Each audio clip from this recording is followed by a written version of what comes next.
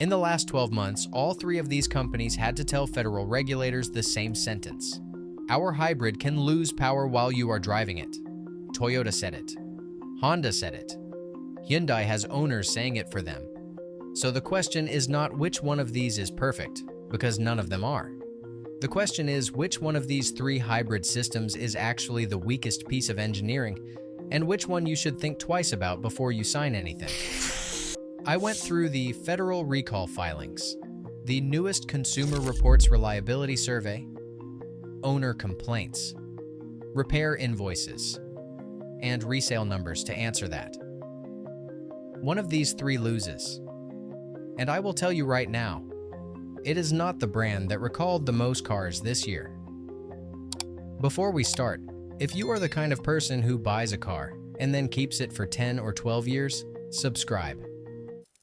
That is the entire point of this channel. Not selling you a new car every 3 years, but keeping the one you own out of the service bay and the money in your account. Now let's get into it. Round 1. What you are actually buying. This part matters more than anything else in the video, so stay with me, because once you understand it, every other round explains itself. Toyota's hybrid system does not have a transmission, not in the way you think of one. There is no torque converter, no clutch pack, no belt, no gear sets shifting up and down. There is one planetary gear set with the gasoline engine on one side, 2 electric motor generators on the other, and a computer deciding how much of each to send to the wheels. That is it. The engine is not connected to the wheels through anything that wears out. Toyota has been building that exact architecture, in one form or another, since the late 1990s. The 2026 version is refined. It is not new. Honda took a different road and, in fairness, a clever one. In a Honda hybrid, the gasoline engine mostly does not drive the wheels at all. It spins a generator. The generator feeds an electric motor, and the electric motor drives the car. Then, at highway speed, a single lock-up clutch closes and connects the engine directly, because at a steady 70 that is more efficient. 2 motors, 1 clutch, no conventional gearbox, fewer moving parts than a normal automatic, more computers than either. Now Hyundai. Hyundai kept the transmission. In a Tucson hybrid, a Sonata hybrid, a Santa Fe hybrid, you have a real 6-speed automatic transmission, exactly like a gas car. Between the engine and that transmission, Hyundai dropped in an electric motor and a clutch that opens and closes to disconnect the engine when the car is running on battery. And because there is no traditional starter, a belt-driven unit called a hybrid starter generator hangs off the front of the engine and fires it up. Count the parts. Toyota, no clutch, no shifting gearbox, no belt-driven starter. Honda, 1 clutch, no shifting gearbox, no belt-driven starter. Hyundai, a clutch, a 6-speed automatic with its own fluid and its own oil pump, and a belt-driven generator that has to restart a hot engine several hundred times a day. Hyundai did it that way on purpose. A conventional automatic feels normal. It shifts. It does not drone.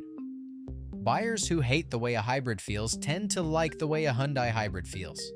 That is a real advantage, and I am not going to pretend otherwise. But here is the trade, and it is the whole video. Toyota removed failure points to make a hybrid. Hyundai added an electric motor to a conventional powertrain, which means the Hyundai inherits every failure a conventional powertrain can have, and then adds the hybrid ones on top. Hold on to that. It is the sentence that decides the verdict at the end. Round 2. The bill nobody quotes you. Every hybrid shopper asks the same question, and the salesman gives the same answer, which is that the battery is under warranty, do not worry about it. Fine. Let's talk about what happens the day after the warranty ends.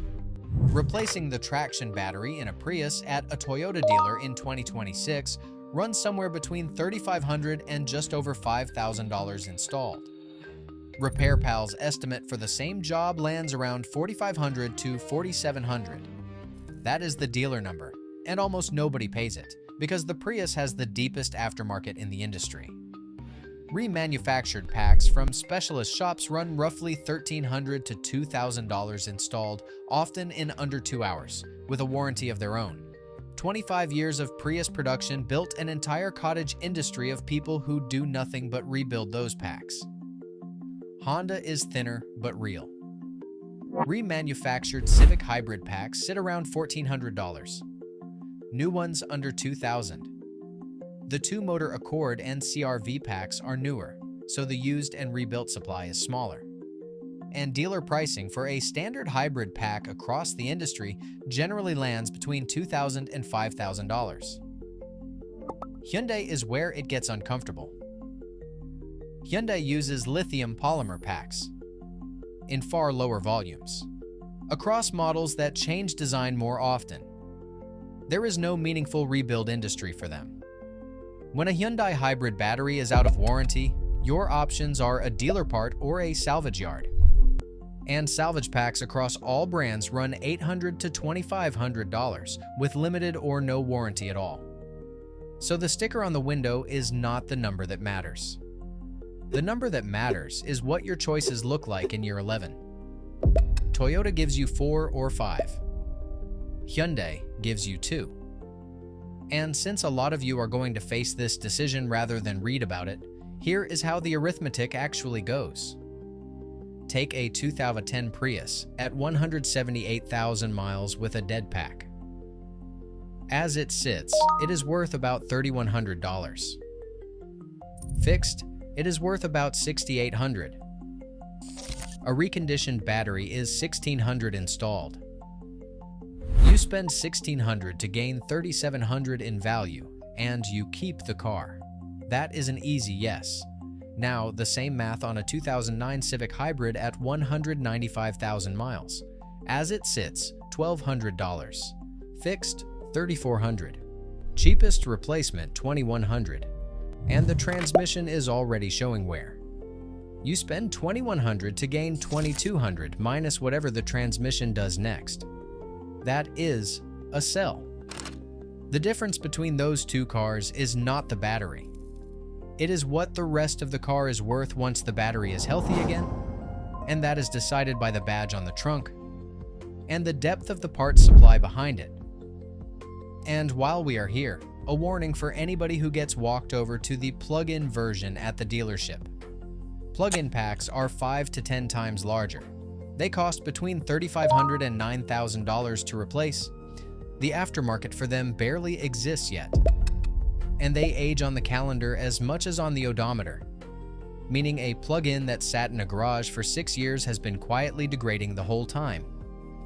If long-term ownership cost is what you care about, the regular hybrid is the smarter buy in all 3 brands.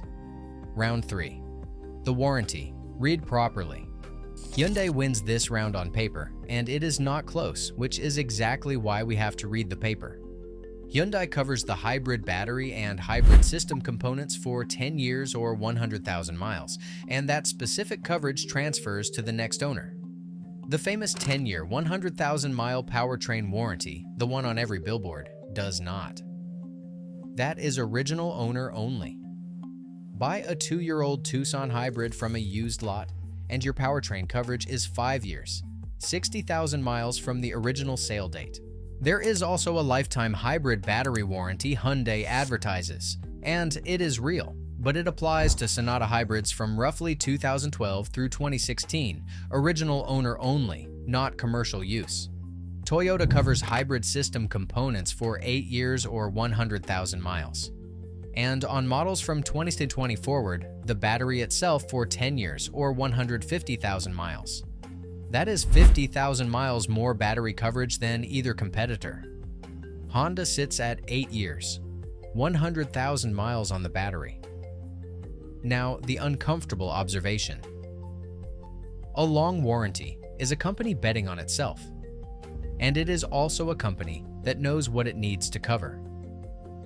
Hyundai has spent more of the last decade making good on engine warranties than any other mainstream brand in America, and we are going to get to exactly why in Round 6.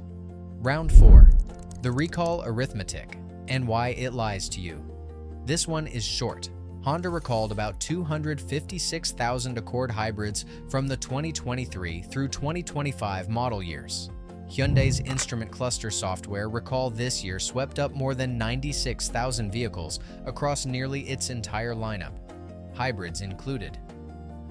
Toyota recalled a little over 55,000 Camry and Corolla Cross hybrids for a bad bolt in the inverter. If you rank those by size, Honda is the worst hybrid in America and Toyota is the best.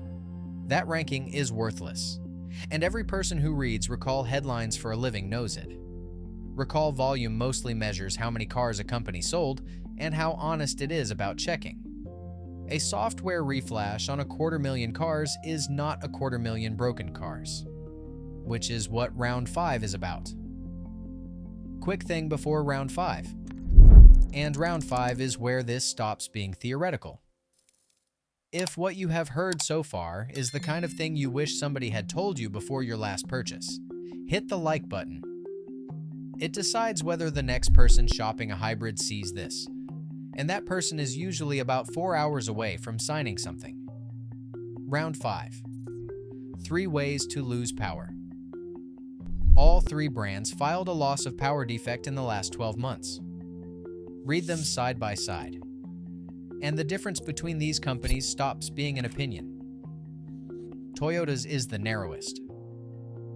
55,405 vehicles, 2025 and 2026 Camry hybrids and 2026 Corolla Cross hybrids, built between late August and late November of 2025. 1 bolt inside the inverter, the box that converts battery power into motor power, was not torqued properly at one Denso plant in Tennessee during one production window. Loose bolt, incomplete contact, and the car can drop into limp mode or lose motive power at speed. It can also short and generate enough heat to start a fire. Toyota estimated about 1% of the recalled cars actually have it. As of the middle of December 2025, Toyota had 34 technical reports from the field and 15 warranty claims. The fix is a new inverter assembly, and Toyota did not have the remedy ready when it filed. Owners got an interim letter first, and waited until late spring of 2026 for the actual repair. So no, Toyota does not get a free pass in this video. Building the part wrong and then making people wait 5 months is not a good look on anybody. Honda's is the biggest and the softest. 256,603 Accord hybrids, built between November of 2022 and October of 2025. The integrated control module, which is the computer coordinating the gasoline engine and the electric motor, was running supplier software that misread ordinary internal communication errors as a processor fault. When it decided it had a fault, it reset itself. And when it reset itself, the car stopped making drive power. No noise, no warning, no grinding, nothing to feel coming. Honda logged 832 warranty claims for it going back to December of 2022, and estimates roughly 0.3% of those cars are affected. That is around 770 vehicles out of 250,000. Honda also stopped its dealers from selling new 2025 Accord hybrids until they were flashed. The repair is a software update. Free, 1 visit, done. And before anybody accuses me of going soft on Honda, that Accord campaign is not the only one. The current CR-V hybrid has collected a genuinely busy file since it launched. The 2023 model was recalled because the electronic transmission was built wrong and could cause a loss of drive power. And the remedy there was not software. It was replacing the whole unit. 98 units of the 2023 CR-V hybrid were recalled and stop sold because the negative terminals inside the high-voltage battery module were made with too little copper cladding, which lets the aluminum and the electrolyte make contact, breaks the terminal or the bus bar, kills the drive and can throw a spark. Then a high-pressure fuel pump that can crack and leak fuel. covering 2023 through 2025 CR-V hybrids and Accord hybrids. Then a fuel feed hose on the 2025. Then a converter that can stop recharging the 12-volt battery on the 2025 CR-V hybrid, which, yes, is another way to lose drive power. And laid over all of it, the steering gearbox campaign that swept up more than 1.7 million Hondas and Acuras, CR-V hybrid and Civic hybrid included, for a worm wheel that creates enough internal friction to make the wheel go sticky in your hands. That is a lot of paper for a system that is 4 years old. Most of it is manufacturing variation caught early rather than design failure. And almost all of it got fixed for free. But if you are cross-shopping and someone tells you Honda hybrids have been trouble-free, they have not read the file. Now, Hyundai. Hyundai has no equivalent recall, and that is not a compliment. Read the complaint file on the 2022 and 2023 Tucson hybrid, and you find the same story told over and over by people who have never met. Driving at 45, no warning light. The vehicle decelerates on its own to 20 miles an hour and will not go faster. One owner pulled over on a 3-lane road at 50 when the accelerator went dead and nearly got hit from behind. Another watched a message appear on the cluster that said the vehicle was limited to 20 miles an hour. Dealers could not duplicate it. Vehicles went back unrepaired. The 2023 Tucson hybrid alone carries 49 complaints filed with the National Highway Traffic Safety Administration, the federal agency that tracks this. With engine problems the single most common category and a weighted average of about 3,000 miles at the time of complaint. 3,000 miles. That is not a worn-out car. That is a car that is barely broken in. Here is the pivot. Toyota's failure has a campaign number, a build date window, a supplier, a plant, and a free inverter. Honda's failure has a campaign number, a warranty claim count, and a free reflash. Hyundai's failure has a comment section. When Toyota and Honda's systems fail, there is a paper trail that ends with somebody else paying. When the Hyundai does it, the owner is standing at a service desk being told the failure could not be duplicated. That gap is not about how often the thing breaks. It is about who eats it when it does. And it is not just the Tucson. A 2222 Santa Fe hybrid owner posted the whole ordeal after a check hybrid system warning. The first dealer kept the car 7 days and blamed bad fuel. The second dealer kept it 14 days and replaced 2 fuel injectors. Neither offered a loaner, and he paid for his own rental for 3 weeks. Whatever the actual defect was, 3 weeks of your life and a rental bill is the real cost of a hybrid system fault. Round 6. What each of these brands did when it got caught. Every one of these 3 has a skeleton. The skeletons are not the same size. Toyota's is the 3rd generation Prius, roughly 2010 through 2015, and it is a genuinely bad one. Carbon builds up in the exhaust gas recirculation cooler, and the intake around 100 to 120,000 miles. Flow drops. Cylinders 1 and 2 run hotter than designed, and the head gasket lets go. The tell is a violent shake on a cold start that clears up after 10 or 15 seconds. Owners call it the death rattle. A head gasket on those starts around $3,000. And if the shop does not clean the exhaust gas recirculation system while it is in there, the new gasket fails too. The cheap version of that repair, cleaning the cooler and valve before it kills the gasket, runs $450 to $600. Toyota revised the pistons for 2014, the rings for 2015, and reworked the design for the 4th generation, and the pattern largely went away. But if you are shopping a 2011 to 2013 Prius, that is the car, and now you know the sentence to say at the inspection. Honda's skeleton is older and stranger. Through the 2000s, Honda's integrated motor assist system used a small battery to help a gasoline engine, and the batteries deteriorated early. Owners reported failures at 45,000, 50,000, 75,000 miles. Honda's answer in 2010 was a software update that protected the battery by leaning on it less, which fixed the failures by taking away the fuel economy people had bought the car for. Owners went from the mid-40s down into the low 30s. That became a class action covering roughly 200,000 Civic hybrids from 2003 through 2009, settled for a package valued around $170 million, with owners getting $100 to $200 and a rebate on a new Honda. One owner in California refused to join it, took Honda to small claims court by herself, and walked out with $9,867. Honda has not built an integrated motor assist car in over a decade. The two-motor system that replaced it is a completely different design. Still, it happened, and it is fair to hold it against them. Hyundai's skeleton is a different category of object. Hyundai and Kia's gasoline direct injection engines were prone to bearing wear, seizure, stalling, and non-collision fires. That became the largest engine defect settlement in modern American history, approved in 2021, valued at up to $1.3 billion, covering close to 4 million vehicles, with a lifetime warranty on the affected short blocks. Separately, federal regulators fined Hyundai $140 million and Kia $70 million, $210 million combined, over how the recalls were handled. That was the largest civil penalty the agency had ever levied against an automaker. Then there was a second settlement, finally approved in 2024, extending the same kind of relief to more engines.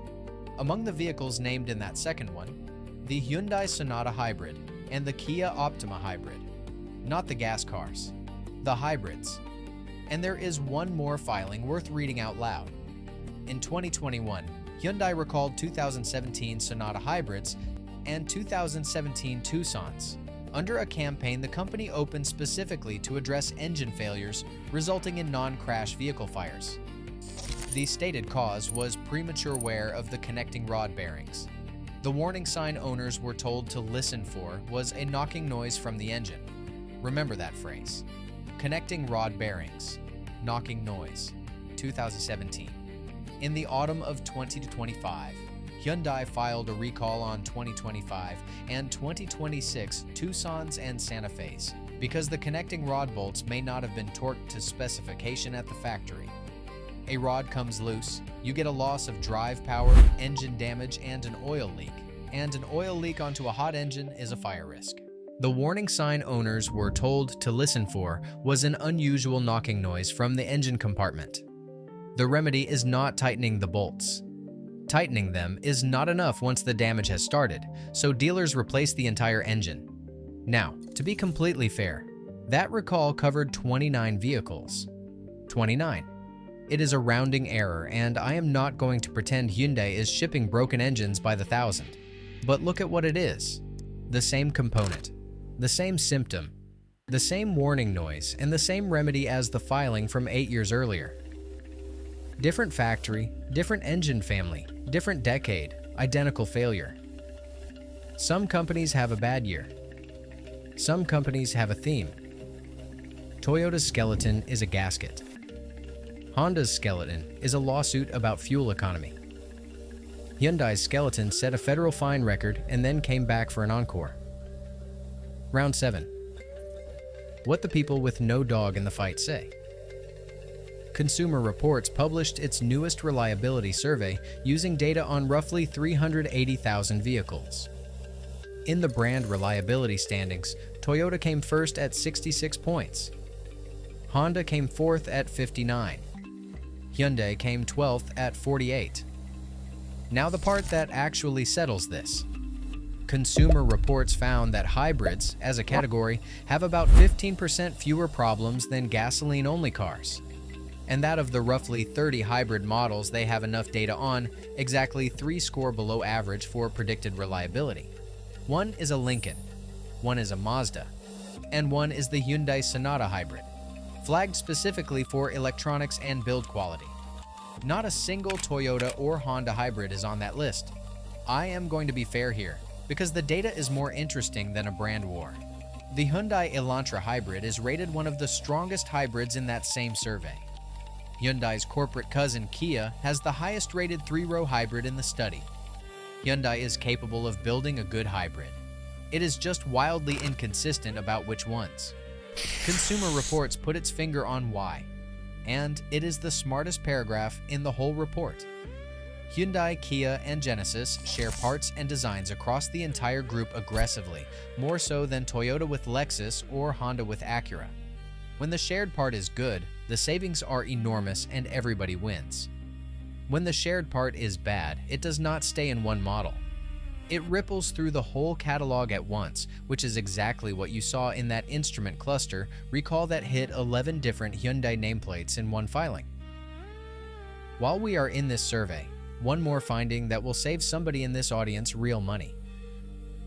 Plug-in hybrids reported around 70% more problems than plain gasoline cars. Electric vehicles came in around 40 to 80% worse depending on how you cut it.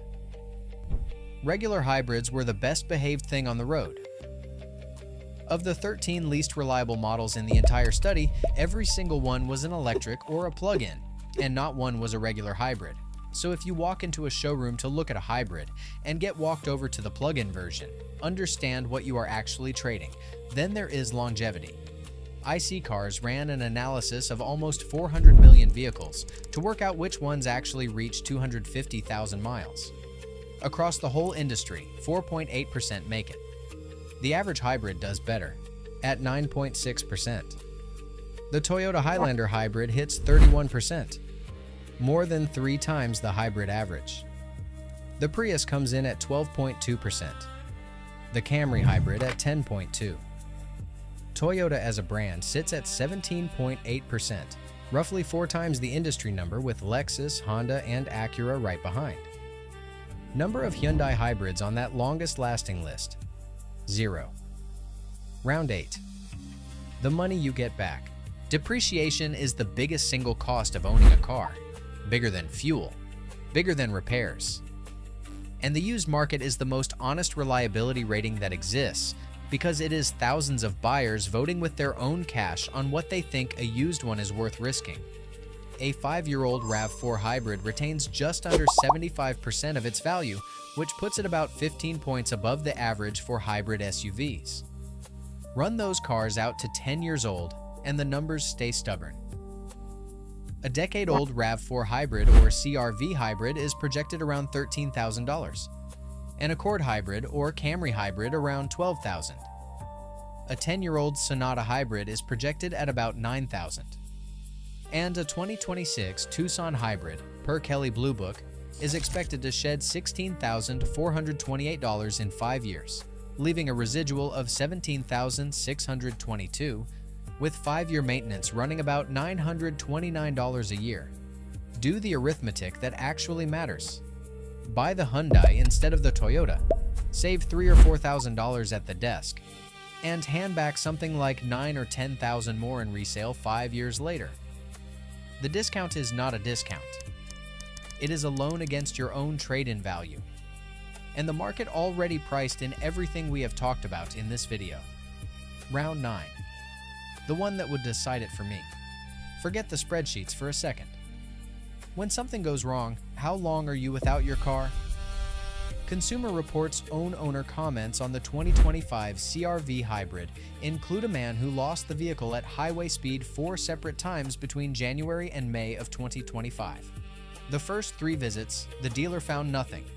The 4th time, he drove in with the engine light lit, and they finally found bad injectors.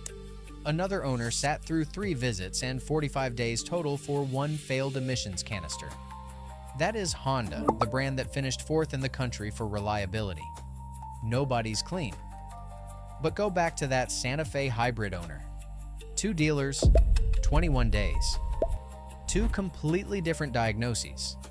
One of them being that he had bought bad gasoline, and a rental he paid for himself.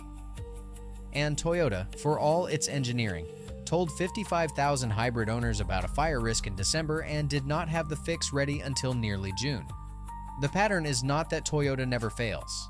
The pattern is what the system does when it fails. Toyota's hybrid has fewer things in it that can fail, the deepest parts and specialist network in the country behind it, and the longest battery coverage. Honda's has more computers and fewer mechanical parts.